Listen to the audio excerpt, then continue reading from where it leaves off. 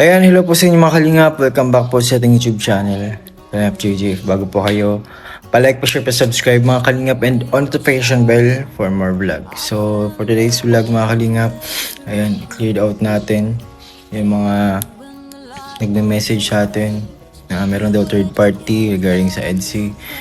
Ito lang po masasabi ko.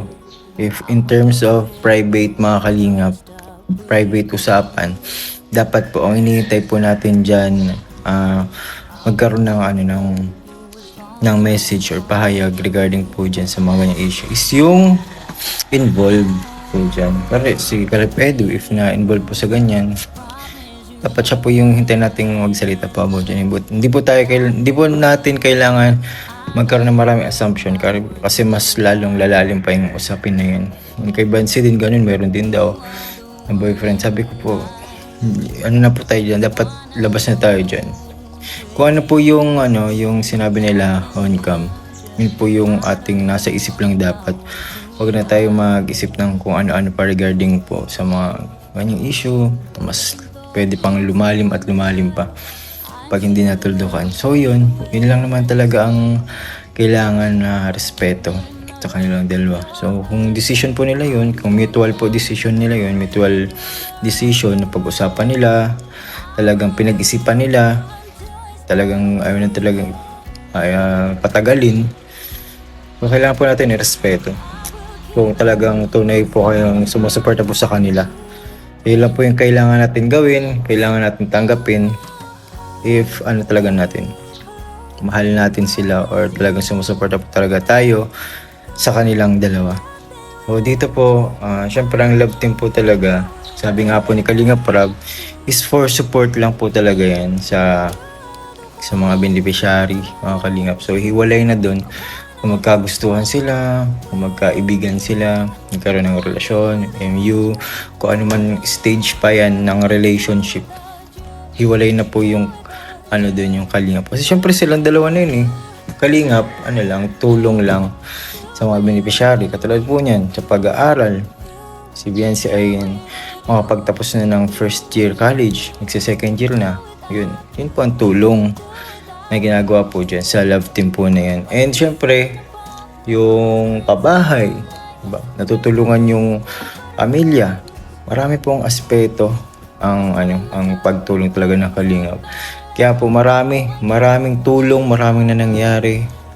Pero syempre, in terms of relationship nga po, talagang sila na lang po talaga dyan ang makakapag-usap, sila na lang po talaga dyan ang makakapagbigay po sa inyo information. Yung mga interviews, yung mga interviews po namin sa kanila, syempre kung ano po yung nararamdaman nila, either off-cam or on-cam. So yun yung pinapahayag nila sa atin, sa mga viewers natin. So ganun po mga Kalingap yung mga po dyan, pangyayari po dyan inside the Kalingap.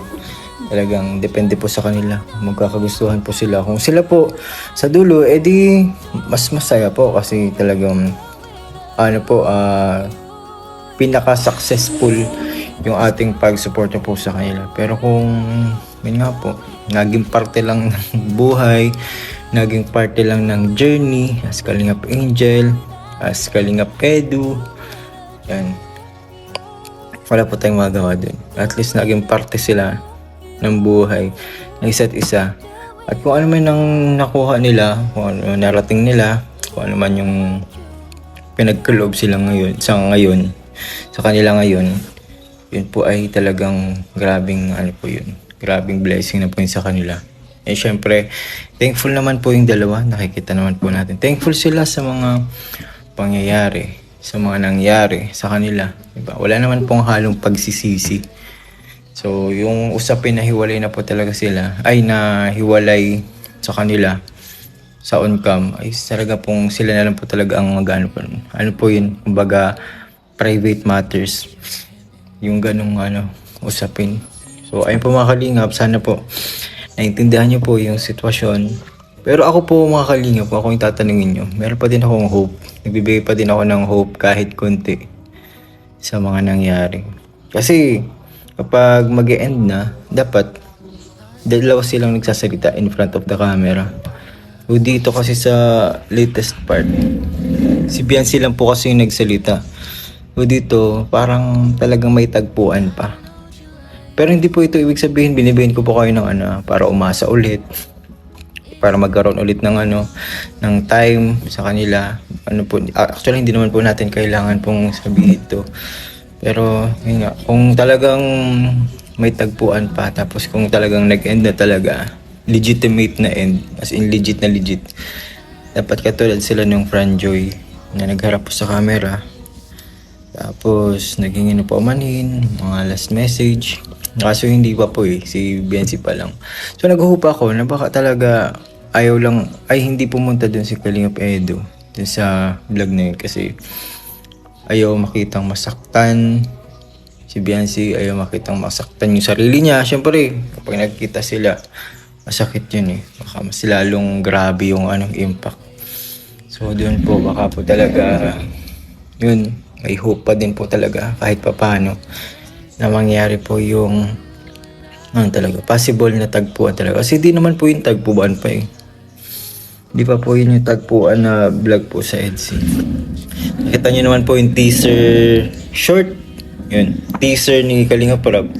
Si Kalingap Edo lang. Tapos dun sa vlog, Biancy lang. So, malay nyo po, dun sa susunod na vlog talaga, magkaroon ng suyuan, magkaroon man ng maayos na closure, ilang dalawa para sa mga viewers, para sa mga nagsusupport sa kanila. Kasi kailangan yun ng talaga ng supporters nila, especially mga sponsors, na kailangan talaga ng may proper closure, kumbaga. Yung tipong hindi indirect kasi ito parang medyo indirect pa po to kasi Biancy lang talaga yung nagsalita po mga Kalingap. Biancy lang, hindi pa si Kalingap Edo. So hintayin pa po natin yung pahayag syempre ni Kalingap Edo. Yung ginawa kasi ni Kalingap Edo na post, indirect pa po yun. Hindi po kasi siya harap ng camera. Pero syempre respeto. Siguro hindi pa handa. Hindi pa kayang humarap sa camera para sabihin yung mga kailangan sabihin regarding sa kanila. Pero yun nga po, habang po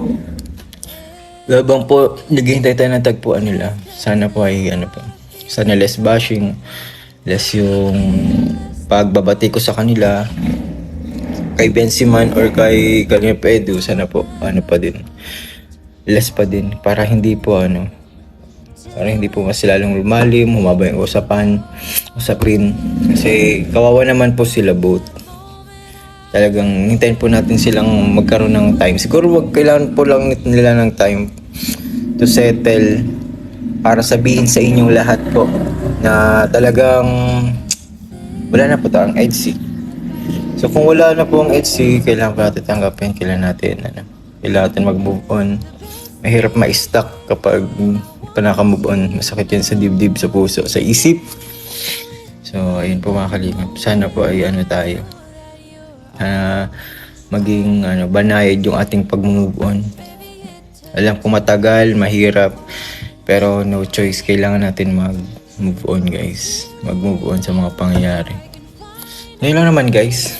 Ano po yung insights nyo? Ano po yung comment nyo dito? Ano po yung naramdaman nyo pagkatapos mapanood ko yung episode po na yun? Babasahin ko po yung comments nyo. So, okay lang po ba na magkaroon sila ng proper closure, na silang dalawa yung magpapaalam in front of the camera? Siyempre, for the purpose of sa mga sponsors, support sa kanila. So, yun, mga Kalingap. Hintayin natin, mga Kalingap. So, thank you po sa mga hindi nag-skip ng ads. Nakarating po dito sa ating vlog. Maraming salamat po. And God bless us all po, mga Kalingap.